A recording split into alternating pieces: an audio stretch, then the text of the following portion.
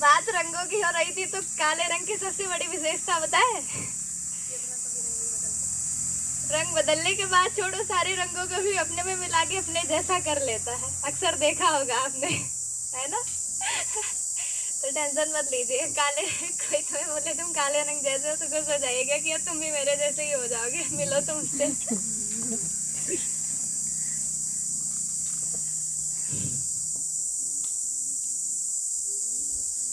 आइए, जिसकी गोदी में पल बढ़ रहे हैं पहले उसी सत्ता को याद करते हैं। उस दिन हमने सबसे बड़ी गलती यही की थी कि अपने आराध्य इष्ट को ही भूल गए थे।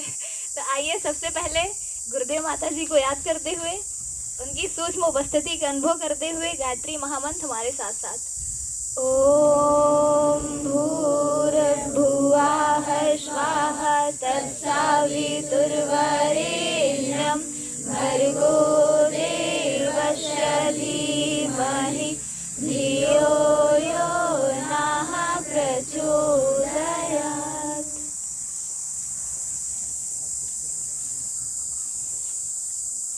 यहाँ गुरुदेव से जुड़ने का अनुभव ही साझा करना है ना।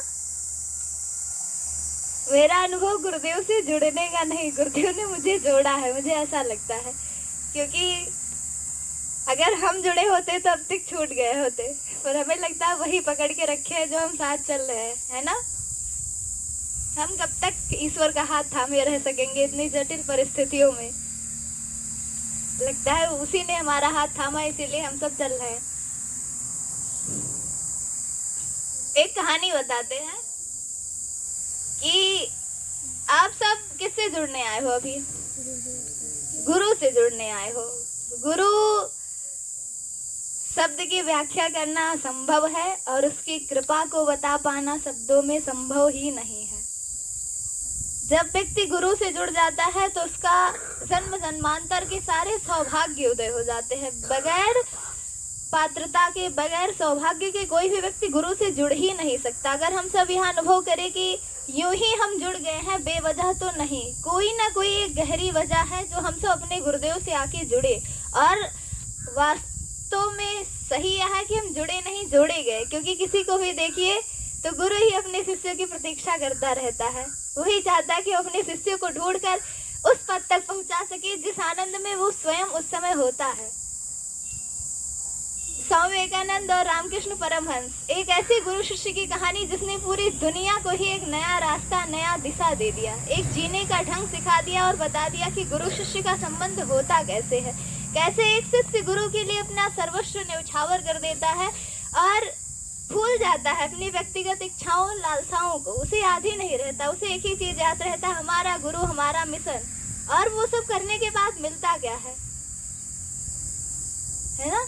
कहते कि हम अपना सब कुछ गुरु को दे देंगे तो मिला क्या? तो जब सब कुछ गुरु को दे दिए, अपनी इच्छाओं को सब कुछ उसी में मिला लिए, तो फिर यही मिलता है कि गुरु और शिष्य में कोई अंतर नहीं रह जाता। फिर गुरु और शिष्य दोनों एक से हो जाते हैं। कोई कह ही नहीं सकता कि रामकृष्ण बड़े थे या विवेकानंद। बताओ कौन बड़े थे? दोनों एक से ना। तो वही बात है। अब जब स्वामी रामकृष्ण परमहंस जी से विवेकानंद मिले तो वो उन्हें समझ नहीं पाए। ऐसे ही अपनी कुछ कहानी है कि अपने गुरु से मिलने के बाद गुरु समझ में आए ही नहीं। और जब वो मिले तो एक प्रश्न को लेके मिले थे। सबके अंदर एक अच्छी जिज्ञासा होती है कुछ ना कुछ अच्छा जानने की, जो उसे आनंद दे, सुकून दे। और जब कोई इस भौतिक संसार से परे की बात करता है तो सुकून वही होता है। जैसे भगवान दिखाई नहीं देता, पर भगवान को याद करने से सुकून मिलता है ना। मिलता है कि नहीं मिलता है? अपने सारे इतने लोग हैं, पर फिर भी क्यों इन्हीं के बीच में रहते रहते एक दिन ऐसा आता है कि इन्हीं से सुकून नहीं मिलता। आप अगर सोचे तो कहीं ना कहीं ऐसा होता होगा कि कभी सबसे प्यारे दोस्त से ही बात करने का मन नहीं करता। कि ऐसा है कि नहीं है? होगा ऐसा जरूर।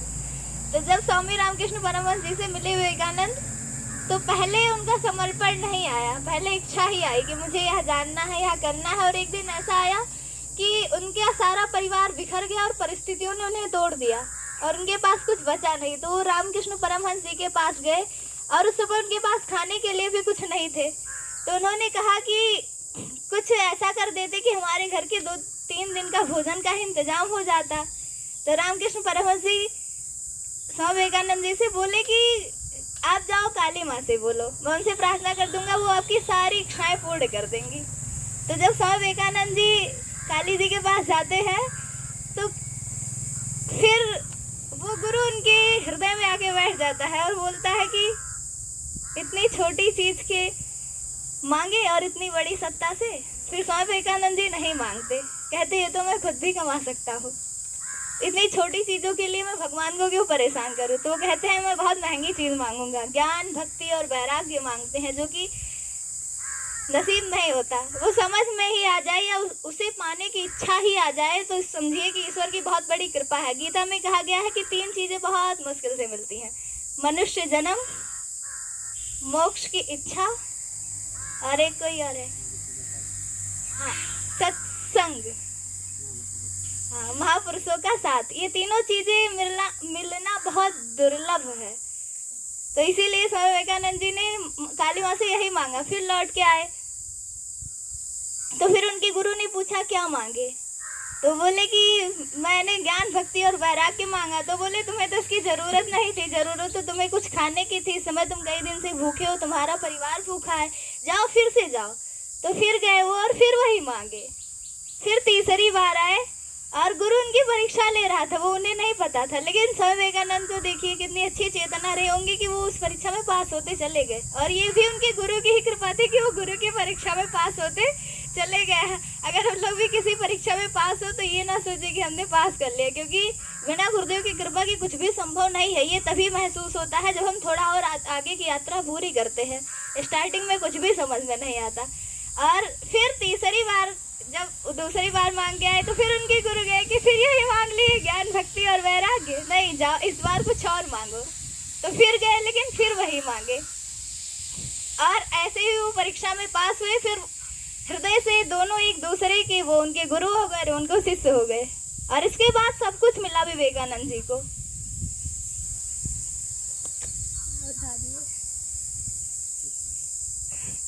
ऐसे ही जब हमने गुरु से मिले तो स्वामी विवेकानंद की तरह ही सिर्फ अपेक्षाएं लेकर मिले कि हमारी इच्छा पूरी हो जाए। हमारी इच्छा, हमारी 2 ही इच्छा थी, वो भी बता देते। एक तो हमारे मम्मी पापा ठीक हो जाए और एक हमें एक भाई मिल जाए, क्योंकि हमें भाई नहीं था।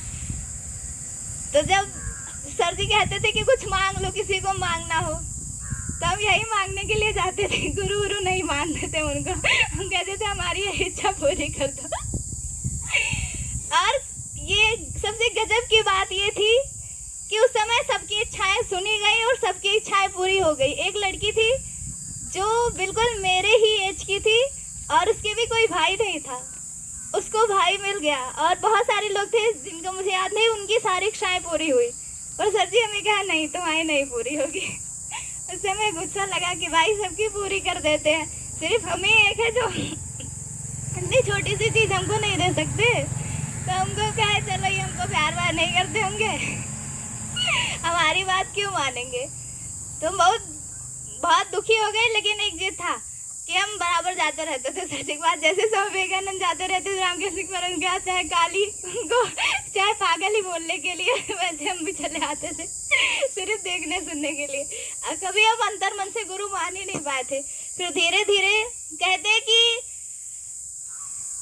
जिनको अपना बनाना होता है उनको वस्तुओं में नहीं उलझाया जाता है ना।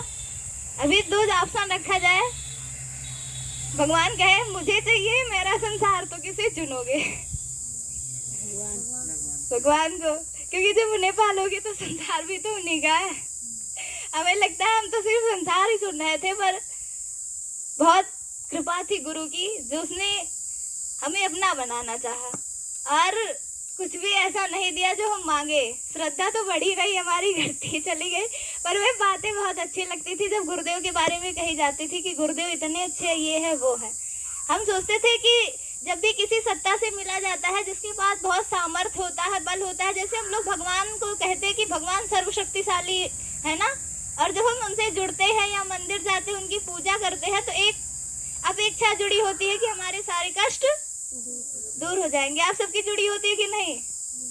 हमारी भी ऐसे ही जुड़ी थी कि हमारे सारे कष्ट दूर हो जाएंगे, पर अज्ञानता इस कदर छाई थी कि क्या समझ में आता कि कष्ट नहीं दूर करना है, कष्टों को सहने की शक्ति चाहिए होती है। वो मिल जाए तो फिर कोई कष्ट होता ही नहीं है। यदि वास्तव में जिस दिन हमारे अंदर सहन शक्ति आ जाए, कोई कष्ट लगता है?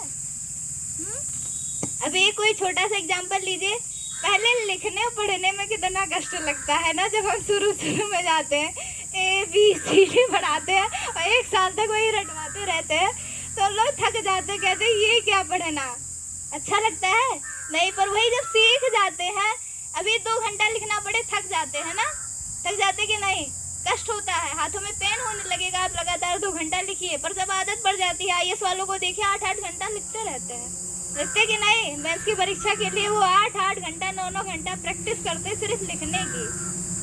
तो जब कष्टों को सहने की आदत पड़ जाती है या शक्ति आ जाती है, तो फिर कष्ट नहीं लगते, आनंद आता। संघर्षों में ही मजा है, क्योंकि अभी आपने संघर्ष झेला नहीं। जिस दिन जब आप संघर्षों से भिड़ने लगेंगे ना, तो आपको संघर्ष, जिस दिन चुनौतियां आपके सामने नहीं आएंगी, आपको लगेगा नहीं आज तो कुछ खाली खाली है। हम सब युवा हैं और युवाओं को तो अक्सर संघर्षों से लड़ना चाहिए, जूझना चाहिए संघर्षों से, आपकी तो ताकत बाहर निकल के आती है। अगर आप किसी चीज से संघर्ष नहीं कर रहे हैं, तो हमें नहीं लगता कि आपके अंदर छुपी हुई जो क्षमताएं हैं, योग्यताएं हैं, वो बाहर निकल के आएंगी। कोई भी व्यक्ति है जिसके अंदर कोई भी सामर्थ्य, योग्यता है, वो उसने उसे निखारा है, उसके लिए बहुत कष्ट सहा है ना, तभी तो बाहर निकल गया। अगर स्वामी विवेकानंद के पास इतनी परिस्थितियां ना आती, तो वो कैसे दिखाते, कैसे आप उनसे प्रेरणा लेते कि इतनी गिरी हुई परिस्थितियों में भी हमें मतलब ऊपर उठने का साहस होना चाहिए। विपरीत परिस्थितियां आई, तभी तो भगवान धरती पे आते और भगवान से बढ़िया एकदम राजमहल की तरह, राजा वाजा की तरह राज करते, सुख सुविधा भोगते और चले जाते। तो भगवान से कुछ आप सीखते? भगवान तभी बने जब 14 साल कष्ट भोगे, नहीं तो वो राजा राम बन के ही रह जाते। आप उन्हें भगवान ना कहते। भगवान तभी बने जब उन्होंने कष्टों और संघर्षों को अपने जीवन में उतारा। टॉपिक से भटक गए ना, गुरु से जुड़ने की कहानी बता रहे थे। हाँ, जब भी आप गुरु से जुड़िएगा तो आपकी कोई भी अपेक्षा पूरी ना होइए, बस आप गुरु की बन के रहिए, समर्पण कर दीजिए। और बता रहे थे कि गुरु ने हमारी कोई इच्छा पूरी नहीं की, पर हाँ एक चीज है कि गुरुदेव वास्तव में हमें अपना बना लिए हैं, पर हम अभी तक नहीं समझ पाए। उस बात से अभी भी अज्ञान है हमारे मन में, वो द्वंद्व, वो संदेह कहीं ना कहीं अब भी आ जाता है, क्योंकि हमारा समर्पण भी पूरा नहीं है। ये बात है, जिस दिन गुरुदेव के प्रति पूर्ण समर्पण हो जाएगा, ये बातें आएंगी ही नहीं। गुरु से मिलने के बाद व्यक्ति के पास कुछ बचता ही नहीं, सब कुछ उसी का हो जाता है। गुरु के पास जो भी है वो शिष्य का, और शिष्य के पास जो भी है वो गुरु का हो जाता है। जैसे गुरुदेव से मिले तो क्या गुरुदेव का रह गया और क्या उनका, दोनों की इच्छाएं एक सी हो गई।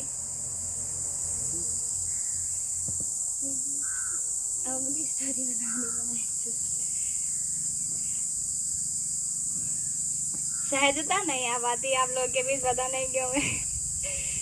तो ये बता रहे थे कि जब सर जी से हम जुड़े तो कोई भी इच्छा ऐसी वैसी पूरी नहीं हुई, पर हाँ एक चीज है कि सर जी का निरंतर जो सानिध्य, जो साथ सबको नहीं मिल पाया, वो हमको मिलता गया। सर जी कई बार हमारे घर फिर आने लगे, फिर ऐसे बातचीत हुई। तो जब मम्मी रोती थी कि कोई भी उनके पास बेटा नहीं है और हमारे पास भाई नहीं, तो कहे कि मैं तुम्हारा बेटा हूँ, रोज आपके घर आऊंगा। और सर जी रोज, फिर इसी तरह ऐसा हुआ कि सर जी रोज हमारे घर आने लगे, रोज आते थे, चाहे 5 मिनट आए, चाहे गाड़ी खड़ा करे और कहे चाची ठीक हो जाई था, यही कह के चले जाए, पर रोज आते थे। अब भी जाते हैं सर जी और कहते हैं कि जब तक रहूंगा तब तक आऊंगा। तो अगर उस दिन हमें लगता है वो सारी चीजें मिल जाती, तो गुरु का सानिध्य और साथ छूट जाता, और सबसे ज्यादा जरूरी यही था। अब हमको समझ में आता है कि सर जी ने हमारी इच्छाएं पूरी क्यों नहीं की, क्यों हमारे घर के कष्ट अभी तक दूर नहीं हुए। क्योंकि गुरुदेव से जुड़ने के बाद या भगवान से जुड़ने के बाद आपके कष्ट कभी कम होंगे ही नहीं। अगर आप ये अपेक्षा लगाए हैं कि हम भगवान किस वास्तव में जुड़ेंगे, तब यूं ही अगर भगवान से नहीं जुड़ना चाहते, आप सिर्फ अपनी इच्छाएं पूरी करना चाहते, तो आपकी इच्छाएं पूरी हो जाएंगी, उसमें कोई दो राय नहीं है, पर आप उसके नहीं हो पाएंगे, छूट जाएंगे फिर पीछे। तो इसीलिए गुरुदेव और भगवान किसी से भी जुड़ने पर आप ये मत सोचिए कि हमारे कष्ट और कठिनाइयां जो है वो कम हो जाएं। बस ये सोचिए वो मिल जाए और उसका बल मिल जाए, फिर तो कहाँ, फिर तो सफर चल ही जाएगा, है ना। फिर कितनी भी कठिन डगर हो, पार तो कर ही लेंगे। जब अपनों का साथ होता है तो किस बात का डर होता है, किसी बात का नहीं। तो गुरु का साथ मांगिए, गुरु से कुछ मत मांगिए। वो आपकी हर आवश्यकताओं को जानते हैं कि कब क्या कैसे कहाँ आपको क्या देना है, और जब आप वो देंगे ना तो आप निहाल हो जाएंगे। अगर गुरुदेव अपने गुरु से कुछ मांगते तो क्या मांगते हैं ना, पर उनके गुरु ने उन्हें बनाया क्या। आज आप गुरुदेव को महाकाल कहते हैं, है ना, कहते हैं कि नहीं। सोचिए कितनी बड़ी पदवी मिली उनको। विवेकानंद, जिनका बचपन का नाम नरेंद्र नाथ था, वो नरेंद्र नाथ ही रह जाते। आज युवाओं के सबसे प्रेरणा स्रोत अगर कोई है तो विवेकानंद है। उनके गुरु ने उन्हें गढ़ा। और शिवाजी को जानते हैं आप सब ना, उनको कौन गढ़ा बताइए। शिवाजी के गुरु कौन थे? रील देखो, पढ़ो मत। शिवाजी के गुरु का नाम जाना करो। शिवाजी के गुरु का नाम था गुरु रामदास। क्या था? उन्होंने शिवाजी को गढ़ा है। तो जितने भी गुरु होते हैं, अगर आप जब भी गुरु बनाए तो अपने आप को उनके सहारे पूर्णता छोड़ देगी। अब वो जैसा बनाना चाहे वैसा बनाए। यदि ऐसा आप नहीं कर पा रहे तो समझिए कि आपके शिष्यत्व में अभी बहुत कमी है, क्योंकि आपने समर्पण किया है, गुरु ने नहीं। तो आपको गुरु के हिसाब से चलना है, गुरु आपके हिसाब से नहीं चलेगा। तो जिसको भी गुरु बनाइए उसके पूर्ण समर्पण कर दीजिए कि अब जो भी चाहो, जय विधि होए नाथ हित मोरा, वही करो। अब हमारी तरफ से कोई भी इच्छा नहीं है।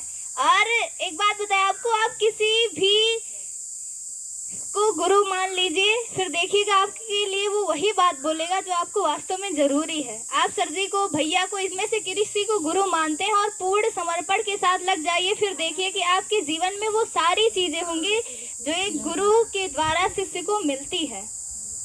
तो आप सबसे एक निवेदन है कि गुरु से जुड़ जाइए बचपन से ही, फिर देखिए कि आपके निर्माण कैसे होता है। फिर आप पूरी दुनिया के भीड़ से एक अलग अनोखा ध्रुव तारा जैसा निकल के आएंगे। यहाँ से एक ही निवेदन है कि आप अपने गुरु को समर्पित होके जाइए और राष्ट्र को समर्पित हो जाइए। समय बहुत बदल गया है, बहुत ज्यादा। आप अगर चारों तरफ दृष्टि डालेंगे तो आपको समस्याएं ही समस्याएं मिलेंगी, और आप अब वो बन सकते हैं जिसे बनने के लिए लोग तरसते हैं। जब आप कभी भगत सिंह का नाम सुनते हैं, जब आप कभी महाराणा प्रताप का नाम सुनते हैं, संभाजी का नाम सुनते हैं, कभी झांसी की रानी का नाम सुनती होंगी, है ना, और ऐसे जितने भी महान वीरांगनाएं हैं उनका नाम सुनती हैं या वीरों का नाम सुनती हैं, तो एक चीज मन करता है, काश हम भी ऐसे होते। कि नहीं मन करता है? करता है ना। पर अब एक चीज हम लोग के अंदर नहीं है, गंभीरता। यदि हम देखें तो वैसा समय आ गया, अब हम बन सकते हैं।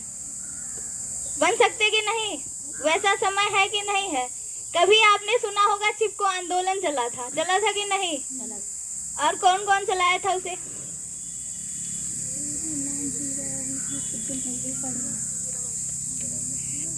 इसमें से 10th के बच्चे हैं, इतिहास नहीं पढ़े थे ना?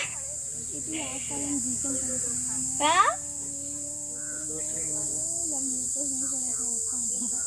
बताओ, आप बताइए भैया। देखो, जब चिपको आंदोलन क्या होता जानते हो? कि उस समय पेड़ों को काटा जा रहा था बहुत ज्यादा। तो उस जो क्षेत्र के नर नारी थे, उन्होंने कहा कि पेड़ कट जाएंगे तो होगा क्या, सारी चीजें समाप्त हो जाएंगी। पेड़ से ही तो ऑक्सीजन मिलता है, पेड़ से ही छाया मिलता है। आजकल देखिए जितनी समस्याएं, सबसे ज्यादा इसी वजह है कि पेड़ कम हो गए हैं। पहले व्यक्ति वैसे भी जीवित रह जाते थे, अब तो अगर आपको यहाँ से फैजाबाद जाना है ना, तो आप खाना वाना मत खाइए, या आपको जीवन बिताना हो, आपके पास एक भी अनाज ना हो, फिर भी आप जी जाते, क्योंकि 10 कदम पे कोई ना कोई एक फल देने वाला पेड़ आपको मिल ही जाता। पहले से था कि नहीं? हम अपने नाना वाना से सुनते थे कि पहले इतने पेड़ होते थे कि अगर कहीं घर से ऋषि आए, जाओ खाना वाना ना खाओ तो जाओ इमली, आम और ऐसे बहुत सारे अमरूद इतने फल मिलते थे, वही खा खा के पेट भर देते थे। पर अब तो देखो मिलते ही नहीं। अब तो सड़क पे जाते तो एक पेड़ ढूंढते कि कहीं छाया मिल जाए। पहले कितनी सारी चिड़िया होती थी, है ना? होती थी कि नहीं होती थी? बहुत सारी। ऐसे सुबह जब उठो तो चहचे चहचे करने लगती थी। हम लोग शाम को जब छत पे जाते थे तो पापा कहते थे ये सारी चिड़िया जो है दाना वाना चुग के घर जा रही है। झुंड में जाते थे, कम से कम एक साथ 100 200। पर अब देखो तो कम ही दिखाई देती है। आपको दिखती है उतनी सारी चिड़िया? पहले बहुत आती थी, क्योंकि हमने उनके लायक घर छोड़ा ही नहीं है। रहेंगी कहाँ बेचारी, है ना? कितनी गंभीरता की बात है कि हम सब कुछ बर्बाद करके सोच रहे हैं आबाद हो रहे हैं, इन घरों में सुकून ढूंढ रहे हैं। और जब सुकून का टाइम आता है, छुट्टियां होती है गर्मियाँ की, तो हम मनाली ढूंढते हैं, प्राकृतिक जगह ढूंढते हैं, झरने ढूंढते हैं, पहाड़ ढूंढते हैं। मतलब सुकून कहाँ है? हरियाली के बीच है ना, तो हरियाली काटते क्यों हैं हम फिर? आप लोग यहाँ आए हैं तो सबसे पहले अगर आपको महामानव बनना है तो यहीं से गंभीरता लाइए और शुरू कर दीजिए, आप महामानव पक्का बन जाएंगे। एक छोटी सी लड़की है जिसका नाम है इहा दीक्षित, सर्च करिएगा यूट्यूब पे आएगी। वो बहुत छोटी सी, उसकी उम्र अभी होगी लगभग अब तो 12-13 साल की हो गई होगी। इससे जब छोटी ही थी तो पहले वो पेड़ लगाया करती थी, 1-2 पेड़ 1-2, फिर उसकी रुचि इतनी ज़्यादा बढ़ गई पेड़ लगाने में कि फिर वो 1-2 नहीं, फिर अब वो अपने जन्म हर साल 500 पेड़ लगाने लगी। अब 500 पेड़ हर साल नहीं, सिर्फ अपने जन्मदिन के दिन ही 500 पेड़ लगाने लगी। और लगभग 1 साल के अंदर उस छोटी सी, इतनी सी बच्ची रही होगी, कम से कम 2500 पेड़ लगाए। एक अकेली छोटी सी बच्ची के अंदर इतना साहस आता है कि वो पूरे अपने गांव को हरा भरा कर देती है। और हर गांव के, मतलब उसके गांव में जितने भी लोग रहते थे उसके घर जाती थी, उसके खेत में एक छोटा सा भाग मांगती थी कि छोटे से भाग में आप पेड़ लगाने दीजिए। या किसी के घर पेड़ नहीं होता था तो उस घर के ऊपर पेड़ लगाने देती थी। फिर धीरे धीरे उसकी बात कोई नहीं माना तो पुलिस स्टेशन गई थी वो, और कही कि मुझे पेड़ लगाना है और सड़कों के किनारे भी लगाऊंगी तो कोई रोके ना। सोचिए कितनी छोटी सी बच्ची है और उसकी चेतना कितनी ऊंचे स्तर की है कि वो कितना अच्छा दर्द समझती है कि पेड़ों के बिना कुछ भी नहीं है, कि है कुछ नहीं ना। सोचिए अभी यहाँ 2-3 पेड़ और होते तो सूर्य की रोशनी सीधे थोड़ी ना हमारे मुंह पे आती, छाया अच्छे से होती ना, लेकिन नहीं, धीरे धीरे पेड़ कटते जा रहे। पहले आप हर गांव में देखते रहते होंगे एक बगिया रहती होगी जहाँ के लोग दोपहर में जाके आराम करते रहते होंगे, पर वो बगिया तो कहीं दिखाई देती है? दिखाई नहीं देती, क्योंकि हमने सारे पेड़ों को उड़ा दिया घर बनाने के चक्कर में, और वो भी घर में ताला मार देते रहते शहर में। ऐसा है कि नहीं है? सोचिए थोड़े ही देर रहना है फिर चले जाना है, फिर भी न जाने क्यों इनमें उलझे रहते हैं। तो हम बात कर रहे थे आप सब भी से महामानव बन सकते हैं। आप भी ऐसा संकल्प लीजिए ना कि क्यों एक ही यहाँ दीक्षित है उत्तर प्रदेश में, एक ही क्यों है भाई? हम सब भी तो बनने चाहिए कि नहीं बनने चाहिए? बनोगे कि नहीं? वो साहस अंदर से निकल के नहीं आ पाता, कहीं ना कहीं कमी रह जाती है ना। गायत्री मंत्र की सबसे बड़ी जो उपलब्धि है किसी व्यक्ति को मिलती है वो मिलती है आत्मबल के रूप में। आप लोग गायत्री मंत्र जरूर करिए, फिर देखिए आपके अंदर समाज के लिए मर मिटने का एक ऐसा साहस जन्म लेगा जिसे फिर कोई भी तूफान नहीं रोक सकता, कोई भी नहीं तो कोई भी नहीं। सर जी को देखते हैं, पूरे समाज वाले एक साथ खड़े होकर विरोध करते हैं पर एक अकेला चलने की साहस रखते हैं वो, और आप उनके बीच अभी से ही महामानव उनके अंदर पैदा देखते हैं, है कि नहीं देखते हैं? देखते होंगे ना। अभी आप तक ही सीमित है, थोड़ा दिन रुकिए, पूरा विश्व उनका ही है। आप भैया के अंदर महामानव देखते कि नहीं देखते? महामानव कैसे होते हैं? एक एक पल का सदुपयोग करना जानते हैं वो। हम सब कभी बहुत छोटी चीजों में सिमटे हैं। आप लोग कुछ नहीं पढ़ रहे हैं, सिर्फ समय बर्बाद कर रहे हैं। मेन बात तो ये है, आपको अच्छा लगे ना लगे, पर देखिए कि अगर आप अपने आप को बहुत आगे ले जाना चाहते हैं तो छोटी छोटी बातों को गंभीरता से लीजिए। भैया को देखिए कितने अच्छे से समय का अनुपालन करते हैं। आप अपना इतिहास पढ़िए, फिर देखिए आपको आगे बढ़ने की ललक कैसे होती है। संभाजी महाराज को जानते हैं? नहीं जानते, कुछ नहीं पढ़ते आप लोग। शिवाजी को जानते हैं? शिवाजी कहाँ पैदा हुए थे? भैया पढ़ो। शिवाजी के पुत्र थे संभाजी महाराज, और 13 साल की उम्र में उन्होंने 13 भाषाओं का ज्ञान प्राप्त कर लिया था। और औरंगजेब तो जो था वो सबसे ज्यादा किसी से नफरत करता था तो संभाजी महाराज से, क्योंकि वो कहते थे कि मैं अपने राष्ट्र को कभी भ्रष्ट देख ही नहीं सकता, उसकी एकता और अखंडता के लिए मैं अपनी जान भी गवा दूंगा। और एक बार धोखे से संभाजी महाराज को औरंगजेब ने कैद कर लिया, और कैद जब हो गए तो क्या ही कर सकते हैं। फिर सोचिए आप दर्द की आपको पराकाष्ठा बताते हैं। आप एक छोटा सा सुई चुभने से दर्द महसूस करते हैं कि नहीं? चीख उठते हैं ना। उन्होंने कहा था 2 शर्त रखे औरंगजेब ने संभाजी के आगे, या तो आप अपना धर्म परिवर्तन कर लीजिए और हमें अपना राजा मान लीजिए, यानी अपना राज्य हमें सौंप दीजिए।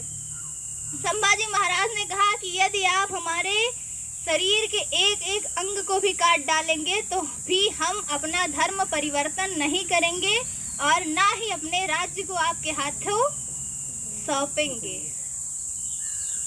तो औरंगजेब था ही क्रूर, उसने पहले उनके नाखून उखड़वा दिए, आंखों में 2 गरम गरम सरिया डलवा दिया था, और इसके बाद धीरे धीरे उनके ऊपर की एक एक परत को, चमड़े को छीनने लगे थे। आप कभी यूट्यूब हिस्ट्री उठाइए, मतलब यूट्यूब उठाइए और उसमें सर्च करिएगा संभाजी महाराज पर, तो आएगी उनकी पूरी वीडियो। आप जब यूट्यूब मोबाइल देखते हैं तो इंस्टाग्राम रील क्यों देखते हैं? अपने भारत की महान वीरांगनाओं वीरों के बारे में सर्च करिए ना, ताकि पता चले कि किस तरह देश की एकता, अखंडता और सुख शांति बनाए रखने के लिए उन्होंने क्या क्या त्याग किया था।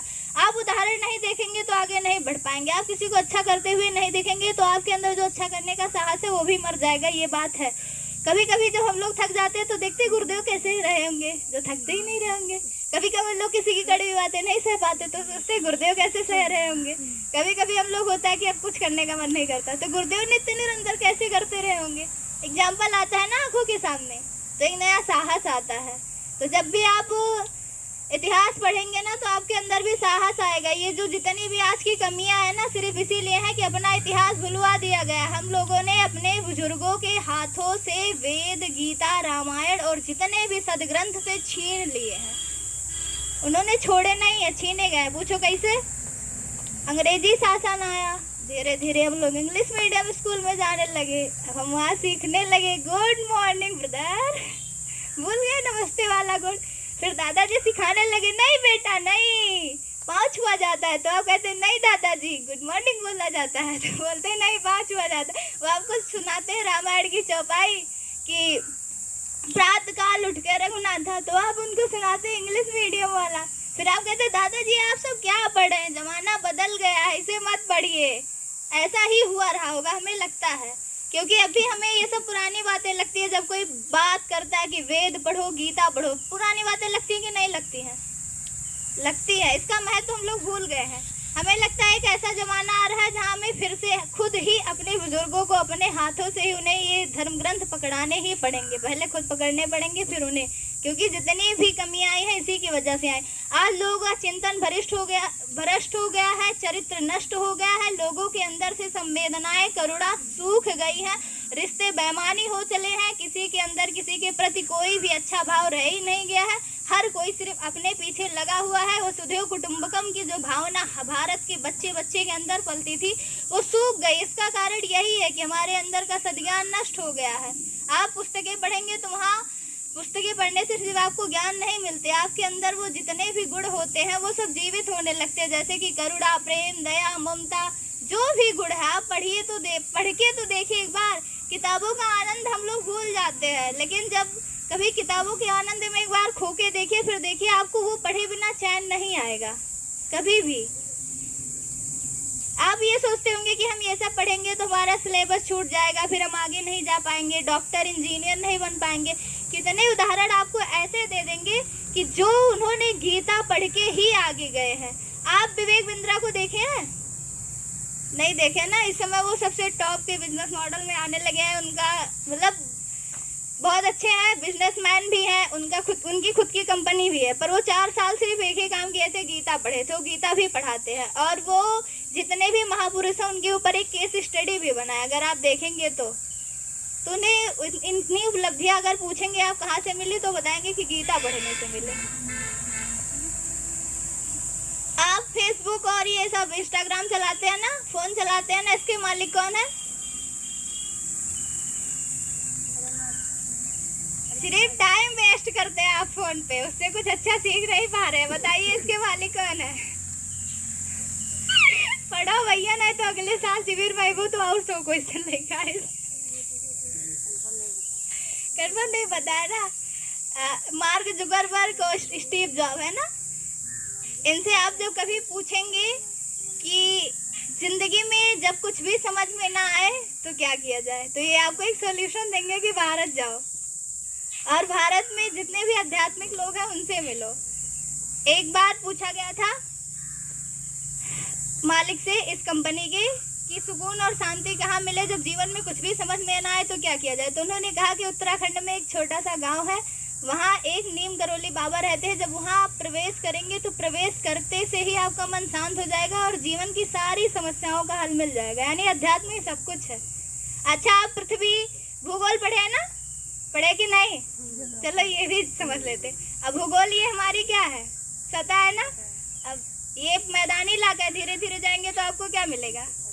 पहाड़ मिलेंगे, पठार मिलेंगे, नदियां मिलेंगी, मिलेंगी कि नहीं मिलेंगी? और पृथ्वी पे क्या क्या है? गाड़ी मोटर चलते हैं ना, संसाधन है, घर है, ये सब है, पेड़ वेड़ है। पर पृथ्वी के अंदर क्या है? जब पृथ्वी के नीचे जाएंगे तब क्या क्या मिलेगा? बाहर जाएंगे तो यही सब चीजें मिलेंगी, पहाड़, नदियां, पर्वत, पठार, ये सब है ना।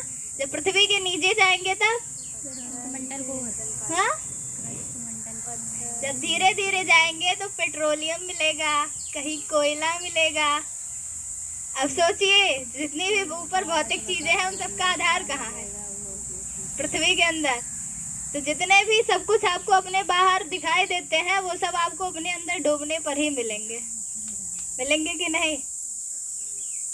अब देखिए, समुद्र है ना, समुद्र के ऊपर जहाज चलता है ना। पर समुद्र के नीचे जाएंगे तब पेट्रोलियम मिलता है ना। और क्या मिलती है? कीमती मोती, जवाहरात, हीरे। प्रकृति भी हमें यही शिक्षा देती है कि अपने अंदर खोजिए, अपने अंदर ढूंढिए, अपने अंतरात्मा की सुनिए। आप लोग अपने अंतरात्मा की नहीं सुनते, हम लोग भी नहीं सुन पाते। पूछिए कैसे? पूछिए कैसे? जब भी कोई गलत काम करते हैं, जब भी टाइम वेस्ट करते हैं, आवाज आती है अंदर से कि नहीं कि ये नहीं सही है? आती है ना? आती है कि नहीं? कभी आप चोरी करके देखे, अंदर वाला कहेगा नहीं। आती है ना? अगर आप एक ही काम करते, अपने अंतरात्मा की सुनना शुरू कर दे, फिर देखिए आप कहां से कहां पहुंच जाएंगे। सिर्फ आप अपने अंतरात्मा की ही सुनना शुरू कर दीजिए। हर छोटी छोटी बात पे आपको टोकेगी। आप जब कभी बकवास करते होंगे तो बकवास तो कर रहे होंगे, आपके शब्द, आपके मुख तो चल रहे होंगे, पर अंतर कुछ बोलना होगा नहीं, कुछ और करना चाहिए। कभी आप अपने आप को पढ़ के देखिए, अपने आप को महसूस करिए, दुनिया में खोइए मत, कुछ समय अपने लिए निकालिए, फिर देखिए आपको क्या क्या चीजें मिलती है। बहुत त्याग किया है अपने देश के लोगों ने, तो आपका भी समय आ गया। आप छोटे छोटे बच्चे ना रहे, अब वो एक क्रांतिकारी योद्धा के रूप में निकल कर आए और जितनी भी कुरीतियां उनके दमन के लिए अपने आप को कसकर आगे मजबूत होकर खड़ा कर दे। और आप अगर चाहे, इतने सारे लोग अगर चाहे ना, तो जितनी भी खराब परंपराएं हैं कम से कम 100-200 घरों के आराम से बंद करवा सकते हैं। आप अपने ही घर में, अगर किसी के घर मांसाहार होता हो, किसी के घर है, अगर किसी के घर भी मांसाहार होता, आप जिद पकड़ के बैठ जाए कि अगर कोई भी घर का सदस्य मांस लेके आया या किसी भी जानवर को बेवजह परेशान किया तो मैं खाना नहीं खाऊंगा, या कुछ भी ऐसी छोटी मोटी जिद पकड़ लेंगे, फिर देखिए वो आपके घर वैसा नहीं होगा। अगर आपके घर भोजपुरी बजता है, जिद ठान के बैठ जाए कि अगर भोजपुरी बजेगा तो हम घर में नहीं आएंगे, फिर देखिए कल से नहीं बजेगा, पक्का है नहीं बजेगा। लेकिन हमें नहीं मानते, चुप चुप के जाके कमरे में सुनते हैं। सुनते हो? मत सुना करो। आप ये मत सोचो हमारे घर खराब है तो बंद हो जाए, ये सोचो कि पूरे गांव में कैसे बंद हो। हमने एक छोटे से बच्चे को यूट्यूब पे देखा था कि ईद के दिन बकरा कटता है ना, जब वो ईद के दिन उसके पापा वो काटने का सामान वामान लेके आते, वो बकरे को पकड़ के इतना रोता है, इतना रोता है, मैं इसे नहीं छोड़ूंगा, मैं इसे प्यार करता हूँ, इसे रोज चराने लेके जाता हूँ, इसे खिलाता हूँ। और इतना रोया कि उसने रोक लिया, उसके पापा नहीं काटने दिए। आंसुओं की भी बहुत कीमत होती है, ये अच्छे अच्छे के दिलों को पिघला देती है। सोचिए कितना बड़ा काम किया होगा। किसी जानवर को आप एक बार ध्यान से देखिए, उसकी आंखों में क्या करुणा झलकती है। हम लोग ऐसे जाते देखते, ऐसे मुर्गे को नोचते रहते, बेचारा इतना चिल्लाता है। सोचिए मानवीय संवेदनाएं कितनी गर्त में चली गई, और हम लोग भी वहीं जा रहे हैं। आपको यहाँ इसीलिए बुलाया गया है कि समय बदल गया है, और गुरुदेव ने कहा था कि युग परिवर्तन होना है, जहाँ सतयुग आना है, और हम यहाँ अपनी अपनी भूमिकाएं तय कर सकते हैं। गुरुदेव रास्ता दिखा दिए हैं, हम पर है कि हम चल कहाँ तक पाते हैं और कहाँ तक नहीं चल पाते। हम में से चाहे तो प्रत्येक व्यक्ति बहुत कुछ कर सकता है, नहीं चाहे तो नहीं। अर्जुन अरुण भैया अपनी भूमिका समझे हैं और समाज के लिए अपना सर्वस्व बलिदान करने के लिए सुभाष चंद्र बोस की तरह आगे आ गए हैं। वही तो थे जिन्होंने अपने माँ बाप को कहा था कि गोलियों है ना, हमारे रिवाल्वर में 2 गोली है, कहो तो वो दे दे, पर देश के लिए जो हमने धन लूटा है वो हम आपको नहीं दे सकते। सोचिए कितने साहस रही होगी, कितनी ईमानदारी रही होगी कि देश के लिए मर मिटने का क्या जुनून रहा होगा, जहां अपने व्यक्तिगत परिवार को ना देखकर उन्होंने पूरे राष्ट्र को देखा। हमारे अंदर क्या ऐसी भावनाएं नहीं पलती? आप यो सामान्य मत जानिए, हम में से किसी को भी, चाहे आशा माधुरी दीदी हो या अर्जुन अरुण भैया, सर्जी हो, सबके अंदर एक गहन वेदना पलती है। उनकी मुस्कुराहटों को मत देखिए, कल वो एक ऐसा ऐतिहासिक काम करेंगे जहां आप सब गवाही के रूप में खड़े ना हो, बल्कि कंधे से कंधा मिलाकर चलने वाले बने। तो आप सबका साथ मांगा जा रहा है कि आप सब आगे निकल के आए। बड़े लोग से उम्मीद मत करिए कि वो कुछ करेंगे, आप खुद चलिए और एक नई परंपरा स्थापित करिए। किसकी तरह? प्रहलाद की तरह। उसके पापा कौन थे? हिरण्यकश्यप थे ना। उन्होंने क्या कर रखा था? आतंक मचा रखा था कि मैं ही भगवान हूँ, किसी को भी परेशान करते थे, मनमानी करते थे, धर्म के पथ पर नहीं चलते थे। फिर उनका छोटा सा बेटा निकला और कहा नहीं, धर्म ही सब कुछ है, सत्य ही ईश्वर है और सत्य पर ही चलना चाहिए। वो नहीं माने, लेकिन एक अकेला प्रहलाद हजारों मुसीबतों से डरा नहीं और अपने बाप को ही मरवा दिया। मरवाया था कि नहीं? तो लोग चौंक क्यों गए? अब आपको ऐसा नहीं करने के लिए कह रहे हैं, पर जब भी कभी कोई देशद्रोही होता है ना, वो चाहे अपनी पिता हो, अपने माँ हो, अपना भाई हो या आप खुद हो, उसे मारना ही पड़ता है, चाहे जैसा हो। क्योंकि देश से बड़ा कोई नहीं होता, अपने सगे माँ बाप भी नहीं। क्योंकि आप अपने एक माँ बाप को बचाने के लिए पूरे राष्ट्र की कुर्बानी कभी नहीं दे सकते। अगर किसी एक माँ बाप के लिए ही जीना होता ना, तो भारत भारत ना होता। भारत जैसा महान देश ना था, ना है और ना ही भविष्य में कभी होगा। ये आप अनुभव करते होंगे। अगर अनुभव नहीं करते होंगे तो 2-4 साल विदेश में घूम के देख लीजिए, वहाँ आपको हे मैन भैया बाबू बच्ची कुछ नहीं होता। यहाँ प्रत्येक हर किसी से आप अपना रिश्ता जोड़ते। रिक्शे वाले से मिलते कहते चाचा बैठ जाए, बोलते कि नहीं? किसी से भी मिलते। सोचिए कितनी अच्छी अच्छी भावनाएं अपने देश में पलती है। हम आपसे ये कह रहे थे, हम आपसे सिर्फ एक ही चीज कहना चाहते, जब से शिविर से आप लोग को देखते हैं कि आप लोग एक क्रांतिकारी वीर के जैसा निकल के आइए। जब भी यहाँ कोई कार्यक्रम हो, डट के आइए और साथ दीजिए। वहाँ मुर्गा कटते आप लोग देखते कि नहीं देखते? एक दिन सब साथ मिलके चलिए, कहिए मुर्गा काटना बंद करिए। पूर्णिमा दीदी को आप सब जानते हैं ना, खंडवा वाली। वो कहती थी, जाती थी दुकान पे और सैकड़ों लड़कियों को लेके जाती थी और कहती थी कि या तो हमारी गर्दन पर छुरा रखो या तो इसकी गर्दन से छुरा हटा लो, मतलब मांस मत काटो। वो कहती थी आप अपने अंदर करुणा पैदा करिए, संवेदना पैदा करिए। आज वो पूरे देश का गौरव बनी हुई है। इसी आधार पर उन्होंने जितने भी दारू के ठेके थे खुद जा के तोड़ दिए। नहीं चलने देंगे। अगर हम अकेले काफी नहीं है तो हम हजारों काफिले लेके आएंगे, लेकिन आपको छोड़ेंगे नहीं। क्योंकि हमें अनीतियों से लोहा लेना है, यूं छुपकर बैठना नहीं है।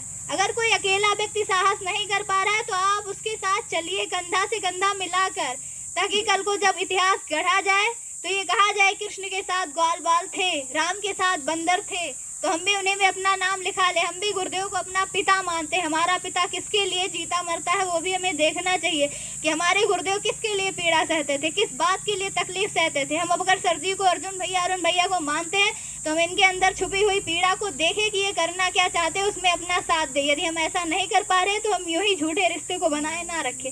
हम यूं ही ना कहें हम भैया आपको बहुत मानते हैं। मानने से कुछ नहीं होता, समर्पण से सर्वस्व होता।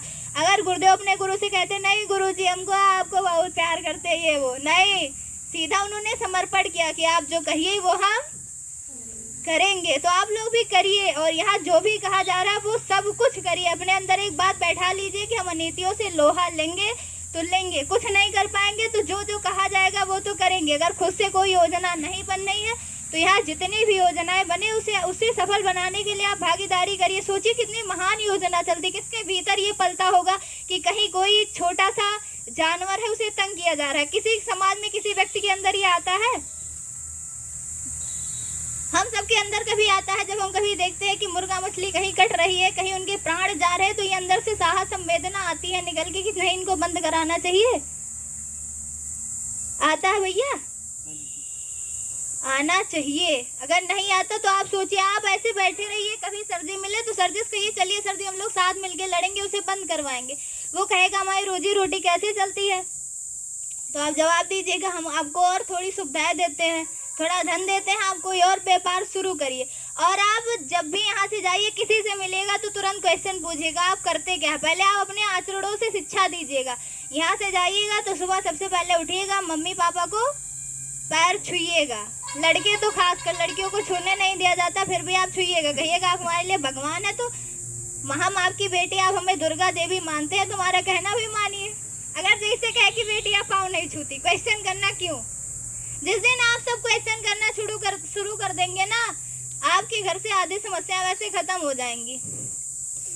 हमारे पापा वो खाते थे आज की, तो हम पूछे क्यों खाते हो, कहना हमको अच्छा लगता है। तो हम कहे हम भी खाएं, आपको अच्छा लगेगा?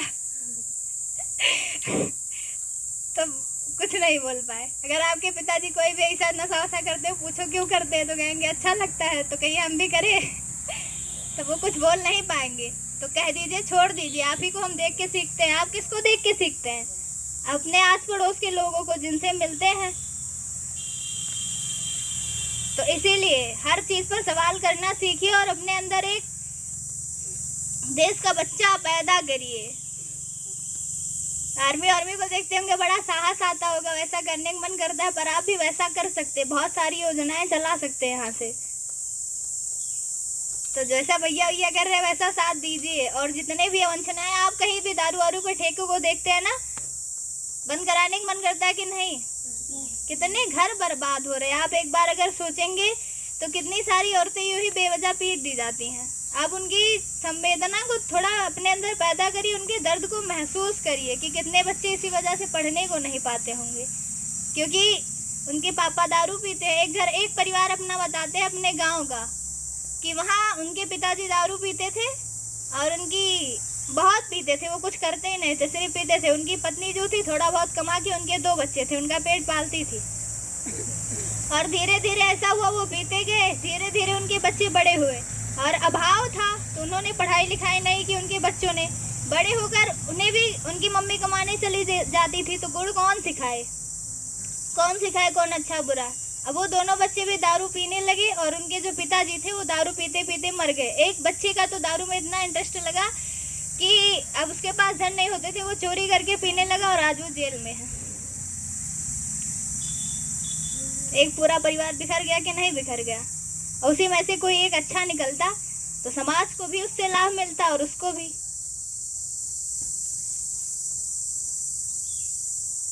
तो आप सब भी बनिए और अपना इतिहास पढ़ना शुरू करिए। अपने गौरव गरिमा को, अपने भारतीय संस्कृति को जानिए कि कैसा महान भारत था हमारा। भारत महान था कि नहीं? बहुत महान था। भारत की महानता के आगे किसी देश की महानता टिकती ही नहीं। सोचिए, जहाँ मतलब एक बार सोचने से ही मन आनंद से भर आता था कि जहाँ एक छोटी सी मूर्ति को मीरा अपना पति मानती हैं और समर्पित हो जाती हैं, उसी से कृष्ण को पैदा कर लेती हैं। आसान बात है? किसी देश में ऐसा एग्जाम्पल सुने हैं?